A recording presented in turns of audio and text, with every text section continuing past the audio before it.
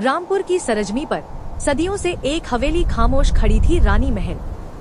वक्त की धूल ने उसकी शानो शौकत को ढक दिया था और अब वो गुमनामी के अंधेरों में डूबा एक वीरान खंडहर थी। ऐसी ही एक ढलती शाम इतिहासकार शेखावत साहब वहां आ पहुँचे।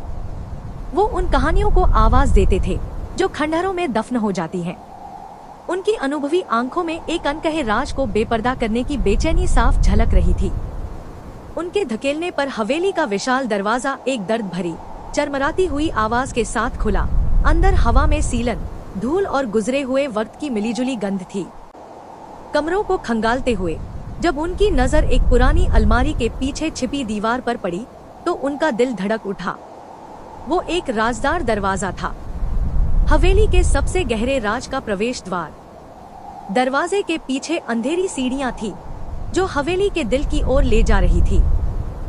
टॉर्च की रोशनी में उन्होंने नीचे उतरना शुरू किया।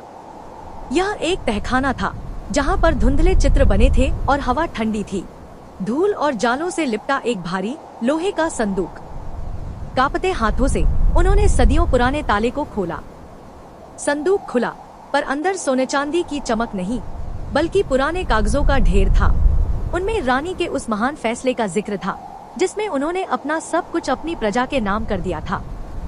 तब शेखावत साहब समझे कि इस हवेली का असली खजाना दौलत नहीं बल्कि इंसानियत, ज्ञान और एक रानी का अपनी प्रजा के लिए बेपनाह प्यार था।